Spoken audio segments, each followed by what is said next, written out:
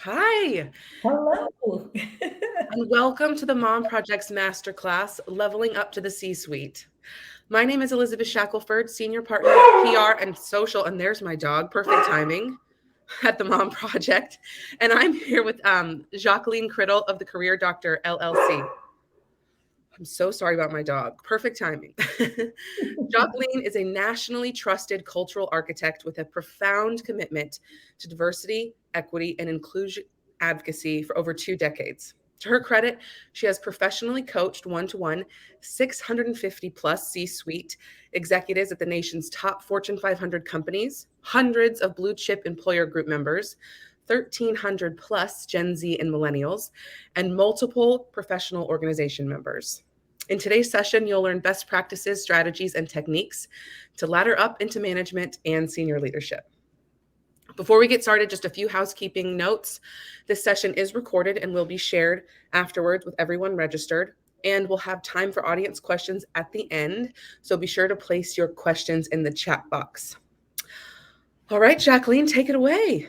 Well, fantastic. Thank you, Elizabeth. And hello to the dog over there. Hey, we're all moms, so we get it. We get it. And thank God it's Friday. I know, right? He's just giving his resounding accolades to, hey, we're glad we're here. So I am so glad we're here today. If we're going to be pulling up our slide deck here in a sec. All right, excellent.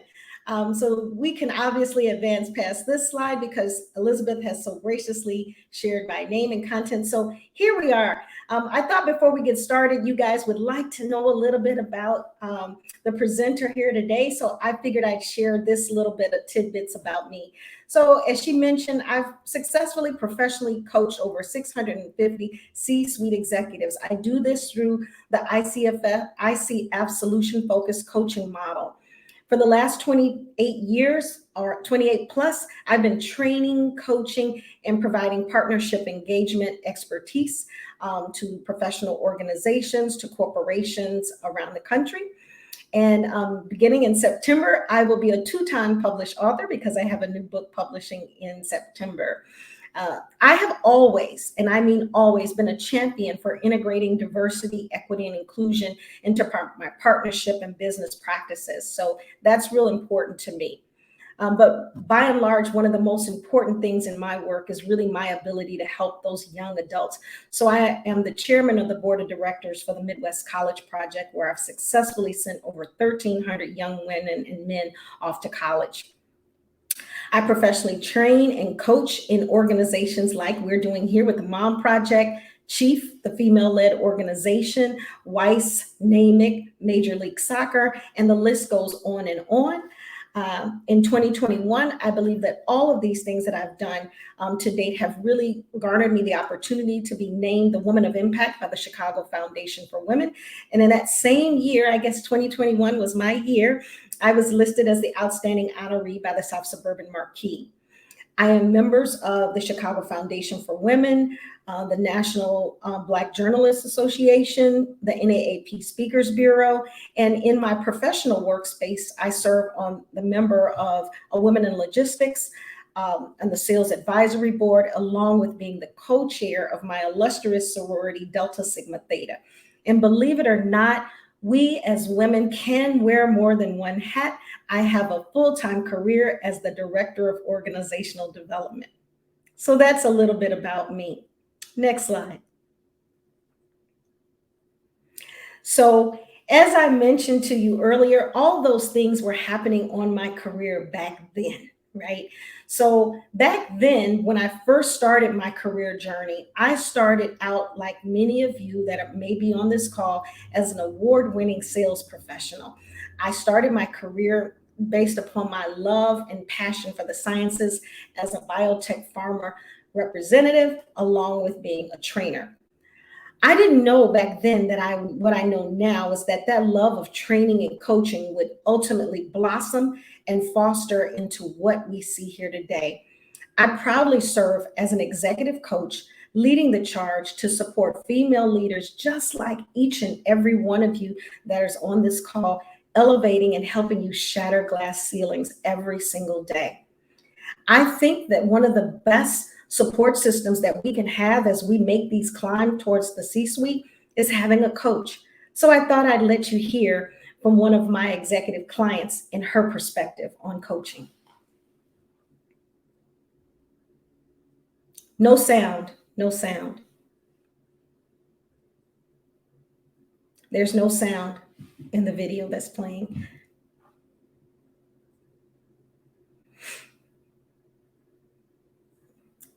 Got to roll it back a little bit and replay. Yeah.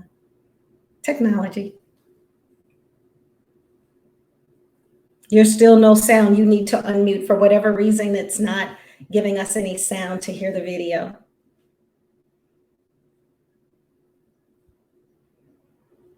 There is Mom Project. There's no sound in the video. You may want to restart the video and come back on screen with us so that, yep, unmute. I think what we might do is, due to these technical difficulties, we'll send the video afterwards. Okay. That's okay. I'm so sorry about our technical difficulties. Okay, no worries. I think the video would have really given these guys context to the conversations that we're going to have. Hate that we can't play it. But the video that you just were about to see was one of my executive clients, Sandy Nunez. And one of the things that I love most about her story is her ability to speak to us in very candid manners about how, as an executive leader who is already in an executive role at Sports Center and ESPN, how she was able to still fortify and enhance her professional skill sets and give her courage and empower her to take the next steps into her career at the NFL. So coaching matters. But like Sandy, if you are ready to make 2022 your year of the climb, let me hear a resounding yes in the chat box. All right, I see us leveling up. Fantastic. All right, so next slide, please. So today we're going to talk about 6 things, and we're going to get down and dirty with it. So we're going to talk about success being a true state of mind. We're going to look at those traits that identify us in the leadership lane and discover, do you have what it takes? We're going to position our path. So we're going to talk about, how do I align myself with the next step? Next slide. We're then going to look at mentorship versus growth friends. Might be a new term for you. I've coined that phrase, and why you need both. We're going to help you build your brand by thinking about the recognition that actually counts, what really matters. And then we're going to end off by talking about the skills that we use on our climb versus the skills once we arrive. So let's have at it. So we talked about it. The first thing we wanted to discuss was success being a state of mind. And oh my gosh, when I think about everybody that may have signed up for this course, everybody's thinking about, how can I be more, want more, do more? How can I get to that next level? But you need to take a forced pause. And I encourage everyone to do that, to look at real feelings, real actions, and real attitude, to think about what wealth really means for us. So when we think about success being a state of mind, we often associate it with wealth. We think about the salaries, the fame, the possessions. And what we know is that we may or may not ever be able to fully attain any of the 3, right? So that means for us as women that we must define our own space, that we have to learn to be happy where we stand and to ultimately soar where you stand. This is the most pivotal part of success being a state of mind. We have to think for ourselves, am I happy when I wake up each day? Am I doing the ultimate best work that I can do? Am I truly, indeed, dynamic? And if we are, we have to define for us what success is going to look like as individuals. So success is really a state of mind. So I'd like to take a few seconds and just share a quick story with you. During the height of the pandemic, I found myself with this wonderful client that had been part of an outplacement opportunity.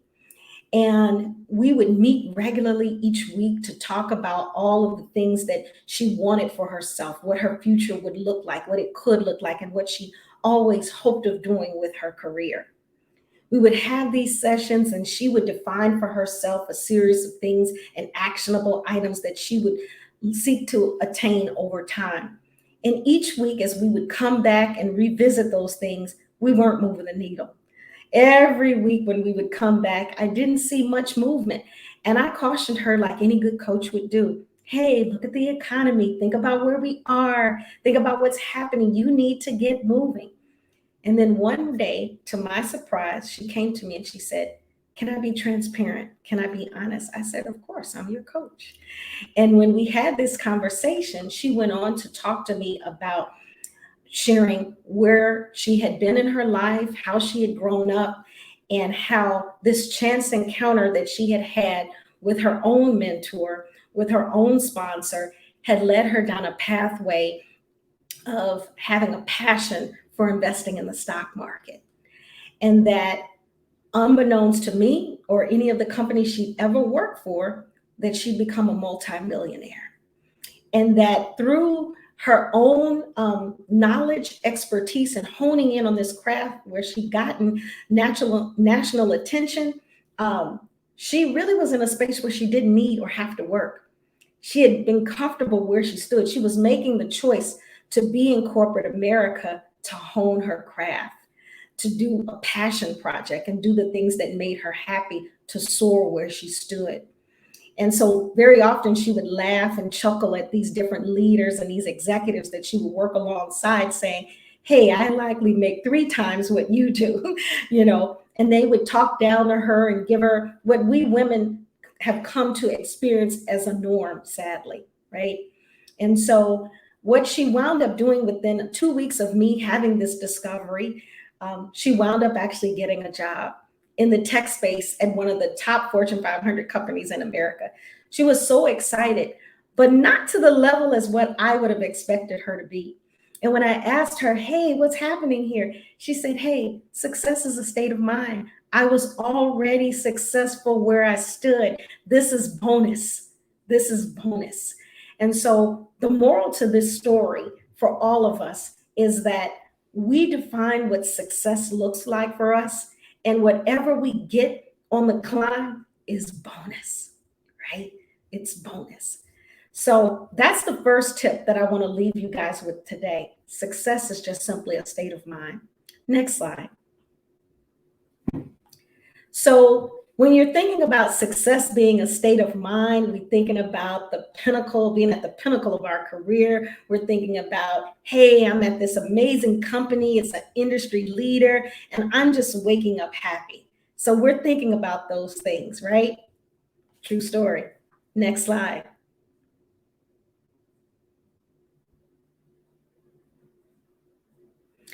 But when we're thinking about those things, I want us to dial back for a second. And I want us to think about what our strengths are and whether or not those strengths align with a successful career path trajectory.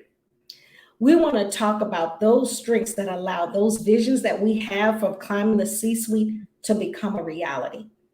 So there are ultimately 4 key steps. And I'd like every woman on this call to either screenshot this slide or commit it to memory and ask yourself these questions.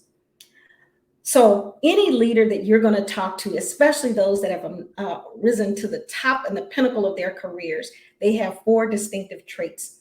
They are visionaries, creative thinkers. They're not thinking about the here and the now. They're always thinking about the next level that they can take that company to, how they can grow that company. They are true visionaries, creative spirits. They often are great storytellers, right? And when I say great storytellers, not just somebody that can tell a story like I just did about my former client, but really telling a story that makes impact, that can really move the needle and empower employer groups, right? They are superb communicators. This 3rd step might very well be the biggest and most important aspect of being a true leader. And that's your ability to support others. You see the innate issues, the gray matter, and you find ways to guide and direct and support and serve as that vessel to getting someone to the next level. You don't do it alone, right? And so we never do it alone. So they're able to see that and reach back and garner that level of support. The other thing that we do is that we really talk about leading action to produce impactful outcomes. So leaders are strategic thinkers. And we really, strengths is, thank you for catching that. So I always appreciate that. Not sure how that happened, but it did. But thank you for catching it. When we send out this information, when we come in, we'll make sure we make that adjustment. So thank you for that. We lead action to produce impact by producing strategic thinkers. So leaders are indeed strategic thinkers. They think about beyond the scope of where we are now, but what are all the things that we can bring forth to help make our environments better? So they're always great strategists. So if you've seen these four concepts of a leader, then we want to think about whether or not we have these strengths. So let's look at the next slide. So if you feel that you have the strengths spelled correctly, and you're able to feel that you can have what it takes to lead, I'd like you to put yes in the chat box. If you feel that you have those strengths and capabilities. I'm always intrigued to see who feels that they really possess those things, or if you're not there, that you're at least willing to get there over time. Fantastic. So we've got lots of women ready and willing to embrace those strengths that are needed in leadership. Next slide. So if you now have what it takes and you own the exact strengths that it takes to be a leader, then we need to think about how you're going to position that path. And what we need to think about is that the first job you take will impact the future decisions you make. So some of you might be saying to yourself, well, Jacqueline, I'm already at the mid-level of my career. I've already made a mistake, or I've already taken some steps that have not led me in the direction that I need to further myself along this career trajectory. So we attempted to choose wisely, but maybe we didn't have the coaching, the support to help us make those initial career path decisions. Well, guess what? We are very much like Microsoft Word or Apple iPhone autocorrect. We have the ability to autocorrect at any point in time. You give yourself a forced pause and you stop, and we repivot, rethink routine, and reassess where we want to go. And then we look at the steps that we need to get there. So choosing wisely is fine, but remember, there's always, and I mean always at any stage of your career journey, the opportunity to autocorrect. All right, next slide. So we have 6 steps on our path to the C-suite, and I'm going to tell you, these are 6 steps that came from actual C-suite executives. So we've heard from CMOs, COOs across the country, or that are clients that have actually had the opportunity to coach. And here's unanimously 6 steps that have been consistent amongst all C-suite executives. Authenticity, being yourself unapologetically. So what does that mean? So as female leaders or females in the workspace, we often find ourselves having to conform. We're in a table dominated by mostly males, and we feel that we need to align ourselves with the male mindset. Not so. We also find that maybe from a cultural perspective that we need to leave our culture and our perspective behind us, or in some cases, if we're women of color, and maybe even things as small as how we represent ourselves, being a curly girl and rocking our natural hair, that we need to change, we need to conform. But the reality of it is we need to always be comfortable and unapologetically be ourselves. So that's a huge opportunity there. We need to ask for what we want. Oh my gosh, there's not a leader that I've met yet that hasn't been afraid to ask for what they want. It is the signature stamp of being a true leader.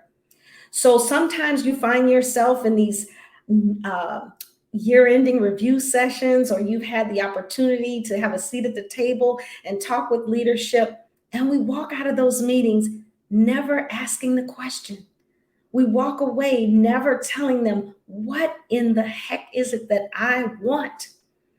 And so we can no longer be afraid to ask for what we want. And when what we want doesn't exist, we can't be afraid to create it and pitch it. So we have to own that asking for what we want. Strategic relationship building is critical. So there are many relationships that we'll have with our coworkers and our peers, but we have to begin to think about when we want certain roles or want to be in certain environments and certain spaces, how can we get there? Should we align ourselves with professional-based organizations? Should we reach out and ask for coffee conversations?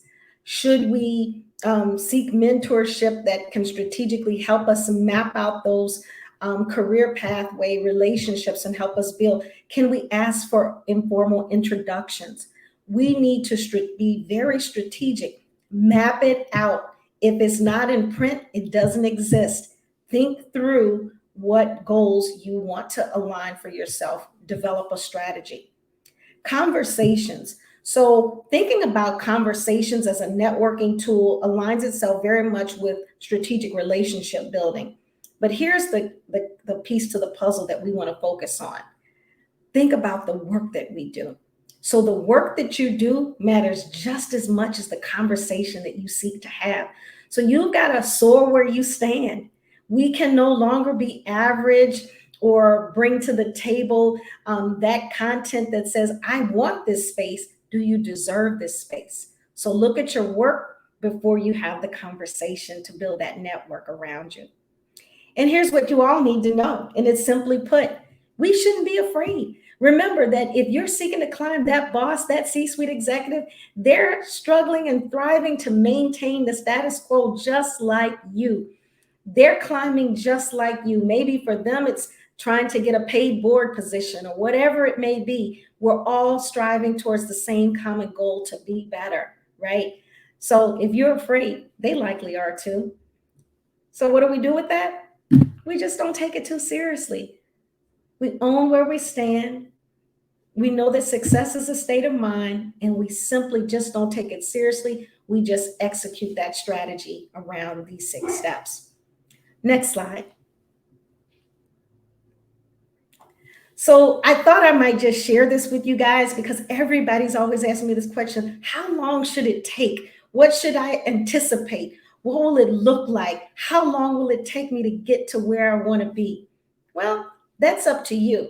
But here's one dynamic story from one of the top COOs in the country at one of the leading Fortune 500 companies, and just happens to be one of my personal friends.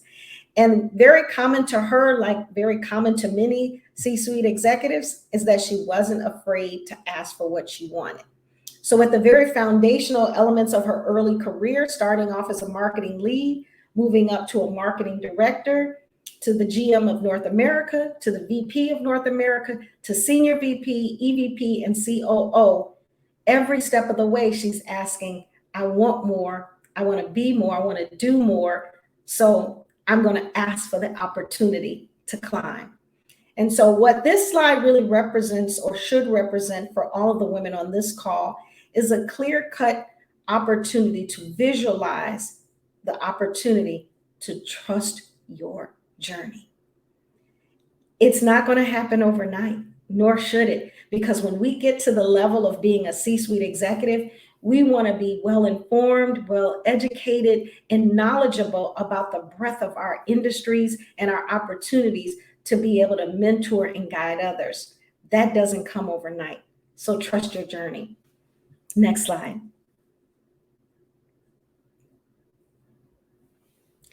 Well, a lot of us don't know what's out there. And so I always think what a great visual to just simply think about what is the C suite. In fact, I had somebody inbox me and said, I'm not quite sure what the C suite is, but I think I want it. Well, guess what? You're not alone. There are chief executive officers at corporations, chief operating officers, financial officers, human resource executives, security. Even now, you know, green space, is a thing. And we've got chief green officers, chief legal officers. If you can dream it, it exists.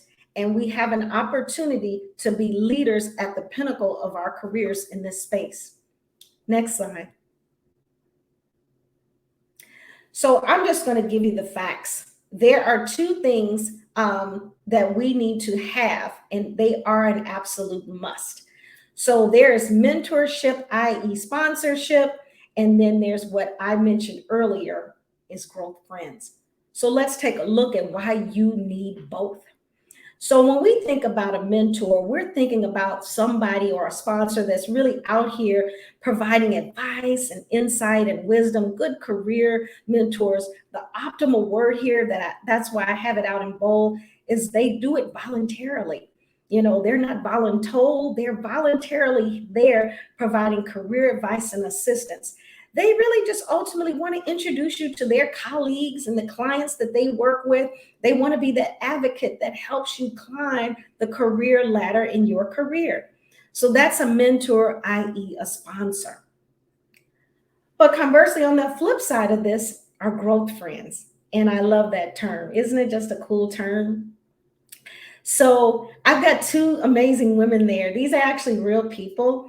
Ronith and Yafa are the owners of Blue Jean Search. And I feel that they represent the epitome of growth friends. They are a dynamic duo, trusting and standing beside each other to provide self-awareness. They hold each other accountable. They reinforce personal and professional growth in a way that empowers one another to ultimately be their best self, whether they're in partnership or doing solo projects.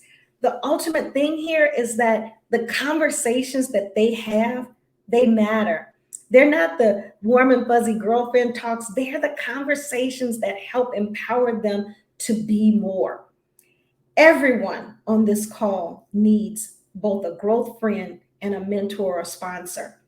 If you feel that you have both or you have one, let us hear about it in the chat box. Chime in if you have a growth friend, a mentor, or both.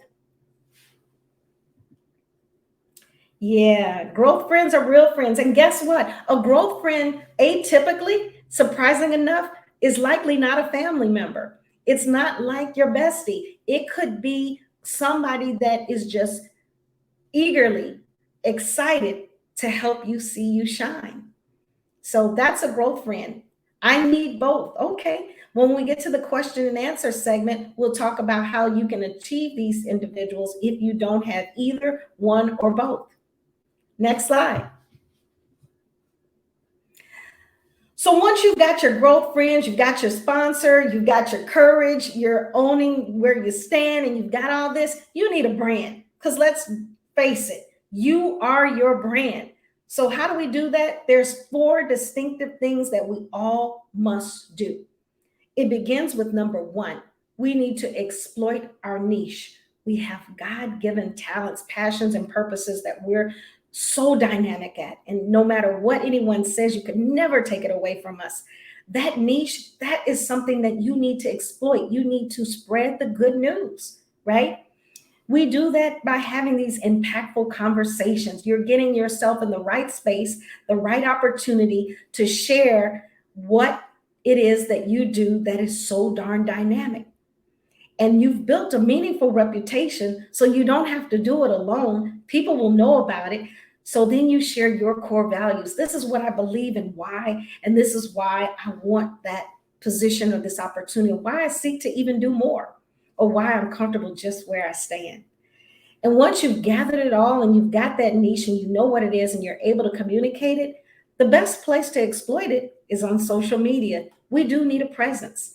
And I know for many of us, if you're like me, lots of time we simply don't or won't share on social media because we're nervous or we can't find the time. But you have to remember this. You have to love your LinkedIn, right? You have to believe that this is my personal professional brand. And even if I never touch it again, what I have on there is an outstanding representation of me. So that when people look at me, they can get to the depth and breadth of me. They can see my expertise. They can see what others think about me and know that I'm indeed the right person for the job. So we're going to love our LinkedIn. This is our brand and we're respective to it. Next slide. So I'm going to give you just a little bit more facts before we wrap up. So there are two sets of things that you need to know. And I think this is really, really, really an opportunity for us to own some facts here. So when we're on the climb, we're really seeking recognition, right? We have this ambition that we're trying to be more, want more, do more. And so we're conveying our technical and our functional expertise, and other people, we are seeking that we get recognized, that they see that we're worthy of the opportunity. But for some of us, we get there, right? And so once we're there, you have to realize that your conversations are no longer about ambition and technical and functional expertise, and that you're no longer seeking to be recognized, but you've built a valuable reputation that speaks to your impactful strategy, your fearless mindset. You're able to build fundamentals for your organization. You're able to design those plans that help move the needle. You're able to really big picture assess the risk management that you're going to need to help your companies thrive and serve as a competitive vessel to that competitive edge that they need to convey. And then once you've built that, you then now become the mentor to the person that you were hoping to, be the mentee. So you have to now take the bull by the horns and take on that responsibility. You become the mentor. And that's all done by you not seeking to be recognized, but having your own reputation for doing great work. These are the facts, ladies. And so we have to think about it in this way. Next slide. So here are the hardcore facts that we all need to know. Women make up 54.3% of the US workforce, and that was our 2021 statistical figure. We're getting ready to get another one, and I see that number climbing. Only 35% were in senior leadership positions, and diversity, equity, inclusion, and a number of things that have gone on during this pandemic have moved that needle upwards. So I'm excited to see where we stand. According to one study, companies found that 30% of companies that hire female executives, they outperform other companies. So guess what that means? They need us. They need us. There's opportunity that's endless out there for us. 8.2% of Fortune 500 companies have CEOs that are now women. Now, if you're a woman of color like myself, we're still a work in progress. Less than 1% of those companies are still hiring women of color, but we intend to make that change because we're prepared to climb. So let's see what's next. Next slide. So if you signed up for this course today, you are indeed in the right place. You believe that success is a state of mind. You understand that everyone needs to know their personal drivers. What makes you tick? What allows you to soar where you stand? It won't look and feel the same for everyone, but it can be equally as rewarding. We can have, like my client, a sense of self-worth right where we stand. So maybe you want the climb, maybe you don't, but you need to know your personal drivers. You are in need of being your authentic self, and never deny that for anyone, for any opportunity. And if you need to do that, that's not the opportunity for us. We need to be able to ask for what we want. We think about the long look forward. And I talk about in my upcoming book, Trusting Your Journey. You can't look left or look right. We need to stay focused on our own mission at hand. We need to ask the question, why not me? Not asking why we should think to ourselves every morning as we look in the mirror, why me? And when we can answer those questions with confidence and conviction, then we know that we are indeed ready, right? So once we know that we've got it, we're going to exploit the heck out of our niche. Everybody's going to know about it. We're going to be singing it to the mountaintops. We're going to prioritize our lives on purpose for purpose, right? And we're going to create that through a sustainable developmental plan for ourselves. We don't need an employer group to develop our career pathway. I encourage and empower each of us to develop that with your own pen and paper at home. What does my future look like over the next 12 years, right? We're going to do that by seeking great mentorship. We're going to drag along our growth friend. You're going to seek out a coach like myself, and you're going to build that dynamic strategic relationship that's going to take you to the next level. Next slide. So I tell you, ladies, she that is willing and able to stand should never have to stand alone, because the Mom Project and myself, the Career Doctor, we are here to help empower that journey. We are excited to have you here today, and we are delighted for what the future holds. I think there's a next slide. I can't be sure. I think that's it. So, Elizabeth. That was incredible. I took so many notes. I know I'm going to get the deck afterward and I work here, but I took a lot of notes for my profession, but I think what we're going to do is do some audience questions now. It was kind of fun to watch the chat. Everyone was very active and engaged throughout that whole presentation.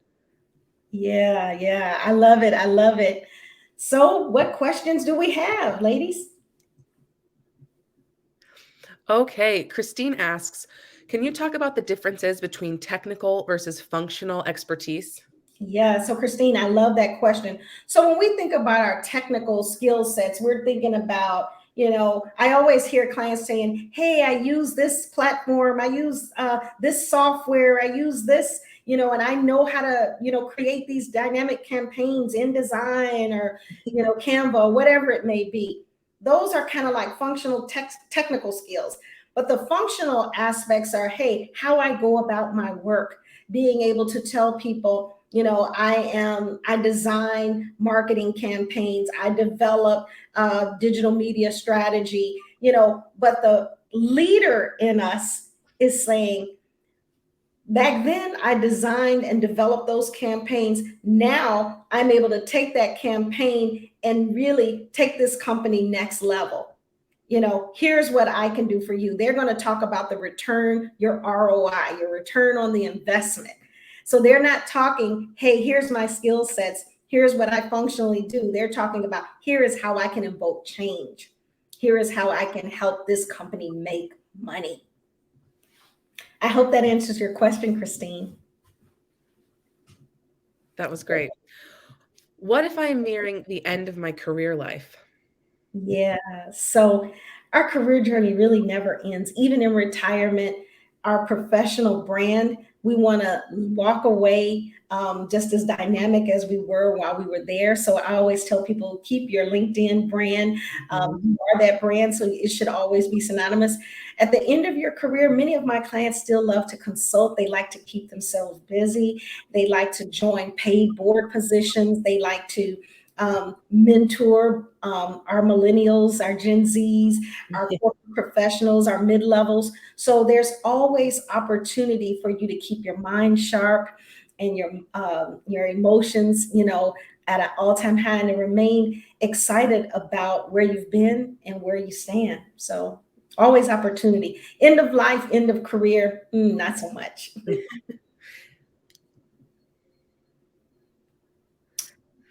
All right. Nancy asks, would love to hear how to find a good mentor. That's an excellent question. I'm glad that someone asked. So at any juncture in your career, we need to fortify our life's experience, not just simply by sitting behind a desk or in our home offices, but really stepping outside of our comfort zone. So joining professional organizations, as you see that I am part of many, volunteering, and simply reaching out to those individuals. So I always tell my clients when they're looking at job search or they're looking at other things that they do, is that you can make a list of powerful people that could influence your life trajectory. Plan coffee with these individuals. Talk to them about, hey, do you know someone that does what I seek to do? Could you connect the dots over Zoom, over a virtual coffee, or in person, and do those kinds of things? But joining a professional-based organization is a phenomenal opportunity to network and build core relationships that can help you further along your career. And I would be remiss if I didn't mention the Mom Projects Rally program, Yes, which yes. opens their summer cohort July 12th. So that's another opportunity to sign up to be both a mentor or a mentee. So you can find information on themomproject.com. Yeah, I love it. I love it. All right. Which was the toughest mindset you had to work through? So I'm going to say being my authentic self. I think that was my toughest mindset. I'm a chatty Cathy by nature. I think you all know it. And I exude a high level of energy and passion.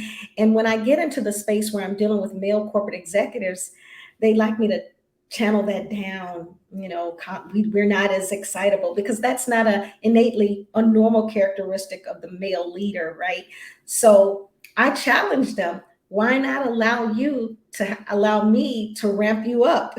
Why do I need to dial down? And so I bring my enthusiastic, energetic nature to every space and place that I walk into, because it is me. Oh, I love it. All right. I'm facing a real limitation to my ability to level up at my current employment. In fact, I'm considering transitioning to another employer. I'm ready to level up, but in transitioning to a new employer or self-employment, what is the best way to illustrate and prepare for that and help new employers see that? This is, so I'm not sure how we pronounce Miss Williams' first name, but I'll just say that. So this is a phenomenal question, and it's a very common question that many people seek. So the first thing that I'm going to share with you is that, remember what I said, not to be afraid to ask the question. You need to go to the source. What is it that's holding you back from taking me to the next level? I need to know it from my own career journey. Get some feedback. It may or may not be well received, but you owe it to yourself to find out what you may or may not be doing well, And once you get that information, then I would kind of funnel in on it and do a hardcore look, a self-evaluation. There are tools that coaches use all the time to help you with that, to really assess what can I do to help improve on some of these areas. Because trust and believe that if this employer is seeing it, the next employer will too. And even if you become an entrepreneur, your own clients may see these same things realized. So that's the best way to do it, is to do self-reflection through asking the question right where you are. What's holding you back? All right. I just accepted my first position in the C-suite. Congratulations. With a new company. Once we get to the position, are there any tips that you could offer surrounding setting a foundation for success? Oh my goodness. I just did this for 3 of my executive C-suite clients last week. So one of the things that I am big upon doing is doing a 90-day success plan.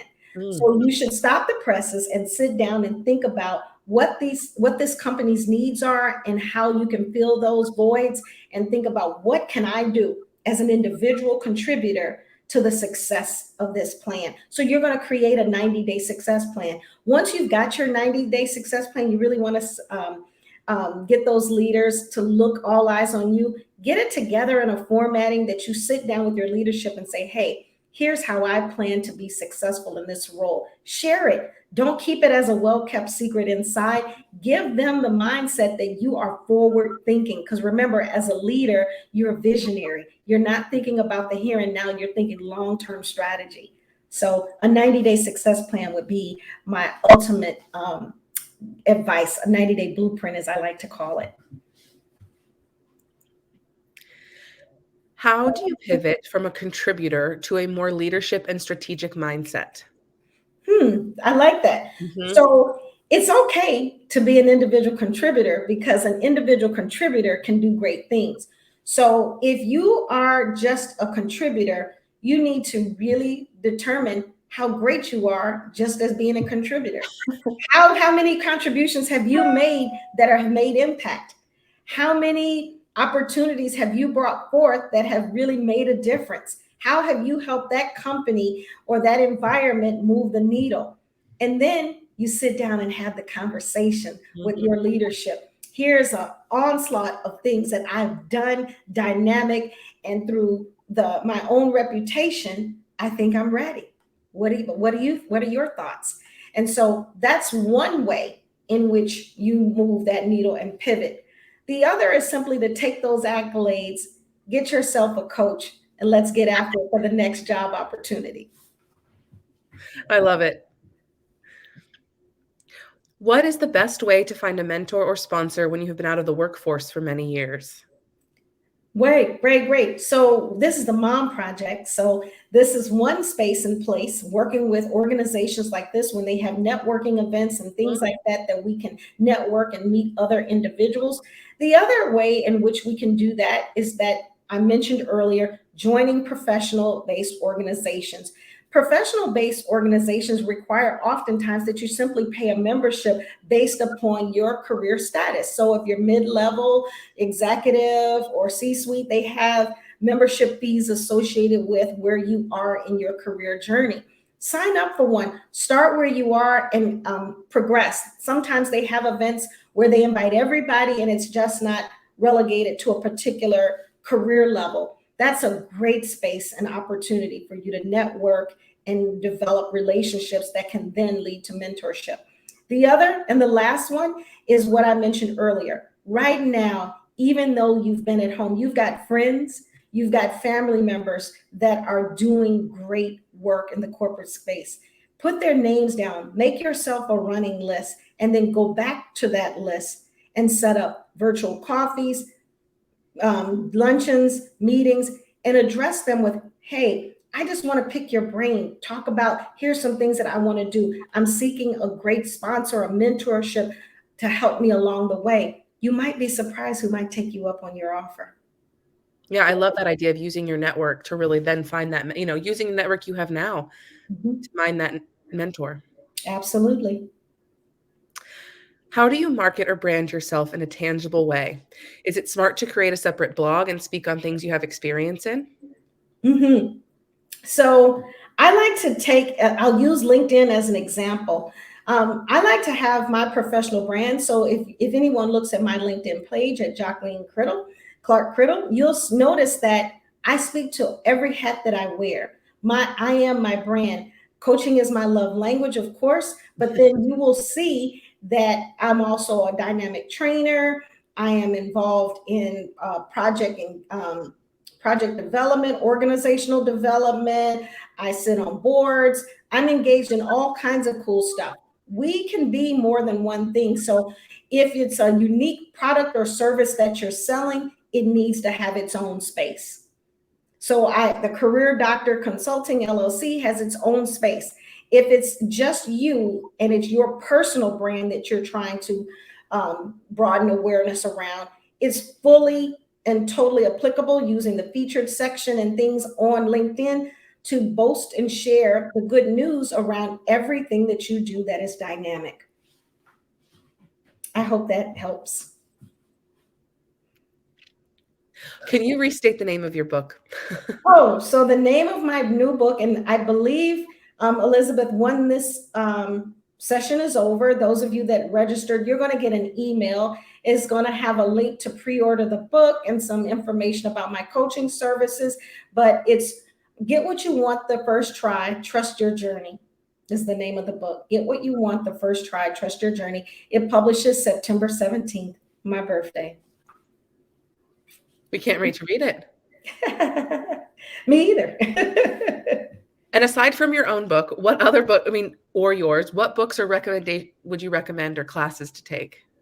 Well, there's so many. I think I'll tell you a source of classes to take. So I really, LinkedIn Learning is just immediate, quick, and easy. So women should lean into things like that they don't know about, and they just want to get a quick and easy understanding of things. I'm very big on LinkedIn Learning. So that's one. Another space would probably be to look at things like Coursera, or there's organizations that do higher academic level organizations like eCornell, eHarvard, Stanford, Ross College of Business. These schools offer e-learning components and certifications where you can fortify the knowledge that you already have. They're well respected in the industry, and it also will do what you guys have asked for. I took a course many moons ago in strategic marketing at Cornell. It has been the gift that keeps on giving. My cohort members and I have become good friends. We cross-pollinate and talk about different strategies. They've referred people to me. It is a great way to connect with people, but you have to dive in deeply and put yourself out there. So those are some courses. Some of the books that I like, one of my early mentors, Amy Hilliard-Jones, The Pivot to Success, Diversity, Equity, Inclusion for Dummies. There's another book, The Wisdom of, I'm looking here at the title of it. I want to get it right. The Wisdom of Florence by Scovin Shin. Lead from the Outside by Stacey Abrams. There's hundreds. One of the books that I particularly love, it's called, and it was one that's given to me, and I really love it. It's called, I have got to think of the exact name of it, but it's about us not putting too much on our plate, which I find to be a real valuable asset. And I'll put it in the chat here when I get the exact title of it, because I want to make sure I give it to you straight. But yeah, those are all places and books and resources that I love. They're diverse in their audience and the content. And so I think it's pretty good stuff. Steps to building a network outside of your city or state? Yep. So I would join a national professional-based organization. So I'm in communication. So NAMIC is a national-led organization for multicultural individuals in communications. If you're in sports media, you got Women in Sports and Entertainment. You've got right here locally in Chicago, the Chicago Foundation for Women is one of the absolute best organizations to exist. It's a powerhouse, a mecca of powerful women from across the globe and locally. There's just many more. But again, the Mom Project is my first landing spot for all of you.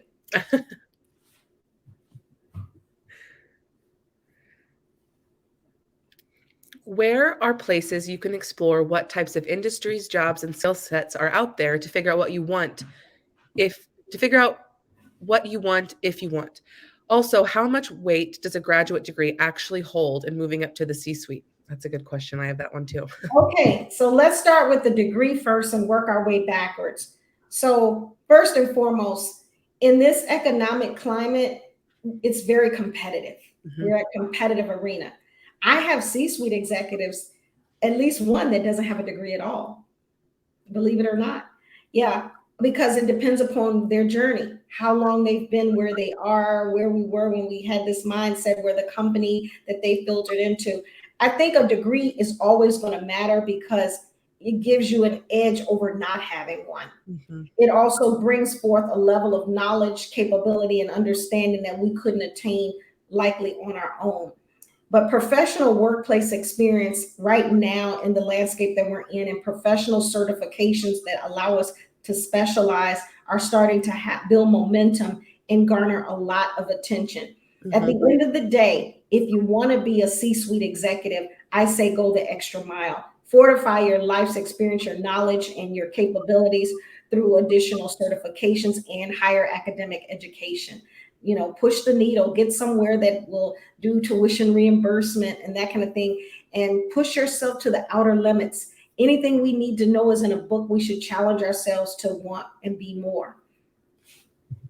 The second part of your question says, Where are places you can explore and what types of industries and jobs? Well, I would lean into the Mob Project. They have 1,000 different jobs that are out here. We have people that, surprisingly enough, don't want to work. And so there's endless job opportunities out here. Some people are pivoting out of corporate America. As we have that mass exodus happening and looking at entrepreneurship, trying something different, tired of the day-to-day corporate minutia. So there are lots of jobs and industries. There's never going to be a complete safe space, but one of the key areas, if you just think about where the world is supply chain and logistics. We can't get anything. I'm still waiting on a kitchen from 5 months ago. So those are thriving industries. IT, we are in a techno world. We're constantly evolving. Those are good spaces. Diversity and equity inclusion. We are trying to do more with that to bring more opportunities. And healthcare is always a great space to look for jobs. And this is going to be our last question. How do you connect with growth friends? Do they always have to be your colleagues? Good question. Yes. So a growth friend does not have to be your friends or your family. It could be somebody at work or at play. It's ultimately you identifying somebody that is internally, as I say with the kids, it's usually somebody that is willing and able to cultivate you being your best self. So if you look around you and you see people that are willing to do that for you, they are indeed your growth friends. They are the people that are going to have those conversations that matter. Absolutely. Well, Jacqueline, thank you so much for joining us and being such an advocate for the Mom Project. We hope that you all have learned something today in the master class. And just as a reminder, a recording will be in your inboxes as well as the deck and the name of the book so everyone can pre-order it. Yeah. Well, thank you all for joining us. Have a great day. Thank you.